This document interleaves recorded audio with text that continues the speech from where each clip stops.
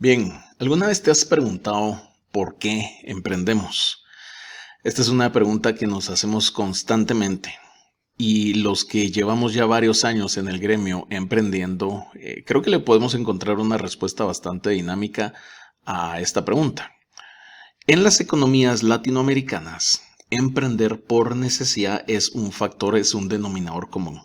¿Por qué? Porque hay falta de empleo, hay salarios bajos y hay una explotación de mano de obra que lamentablemente es una realidad. Es decir, nuestra mano de obra es muy barata, es explotada y es exportada por ciertos gremios. Entonces, tenemos mucho conocimiento, mucho know-how, pero lamentablemente esto no logra traspasar la barrera de poder recibir un salario digno.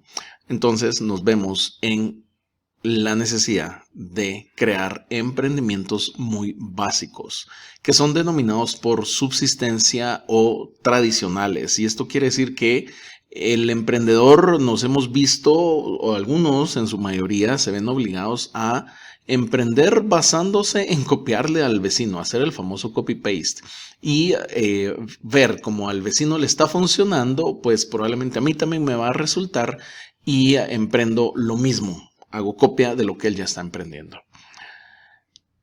Segundo factor de por qué emprendemos y a qué nos obliga esta situación de las condiciones del emprendimiento en nuestra región es que lanzamos al mercado ideas bastante básicas.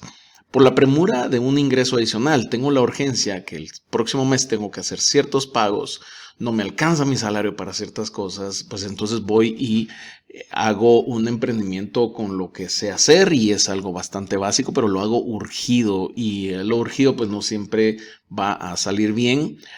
Son emprendimientos que logran tener cierta subsistencia, cierta aceptación en el mercado. Por lo general va a ser emprendimientos basados en comida, en algún producto, digamos, de consumo masivo que hay mucha gente haciendo lo mismo.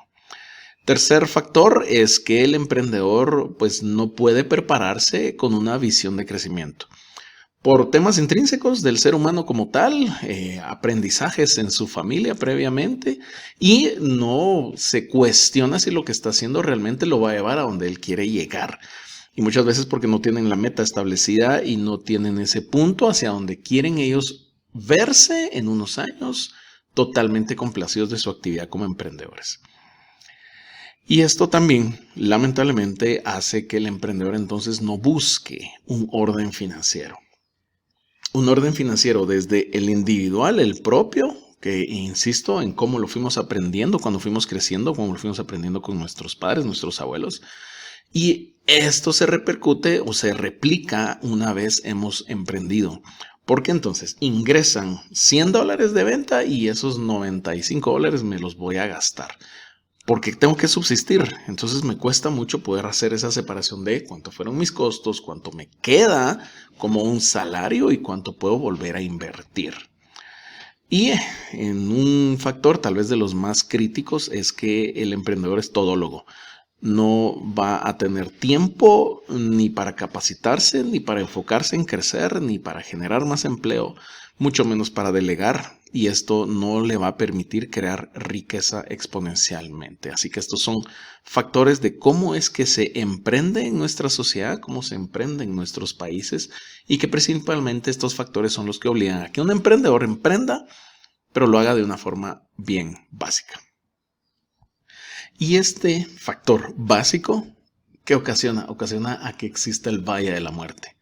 El Valle de la Muerte es el responsable que más del 85% de los emprendimientos en Guatemala mueran después de 3 años de haber sido lanzados al mercado y mueran por diferentes situaciones, pero el Valle de la Muerte está ahí detrás de los emprendedores ocasionando que mueran, que básicamente que ya no tengan ninguna relevancia en los mercados.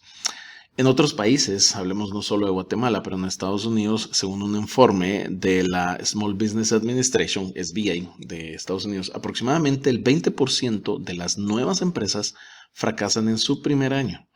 El 50% lo hacen en los primeros 5 años y el 70% luego de 10 años. Eso es un número bastante crudo, bastante interesante también, porque nunca podemos dar por sentado de que nuestro emprendimiento va por buen camino. Tenemos que estar pensando siempre de manera estratégica para ver cómo hacemos crecer el negocio y no caemos en ese juego de que el negocio llegue a fracasar. A nivel mundial, según la OCDE, la Organización para la Cooperación y el Desarrollo Económico, señala que el 50% de las nuevas empresas en países desarrollados no sobreviven más allá de los 5 años. ¿Qué puede esperarse de los países que estamos en vías de desarrollo?